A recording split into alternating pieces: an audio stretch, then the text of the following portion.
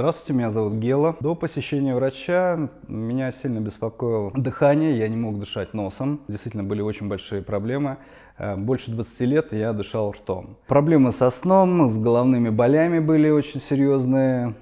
Соответственно, храп, очень громкий, очень шумный. Такое ощущение, что ледокол, наверное, ломит льды. Дети слышали, по большому счету, в соседних комнатах этот храп. Ну, в общем, проблем было очень много. Из-за этого были конфликты в семье. Приходилось периодически уходить в другую комнату. За лечением я обратился к Неронову Роману Витальевичу. Было диагностировано искривление перегородки носовой, воспаление миндалин, апноэ, задержка дыхания. Больше минуты были задержки дыхания, сна. Операция прошла хорошо, отошел довольно быстро. После операции наклеили пластыри обезболивающие.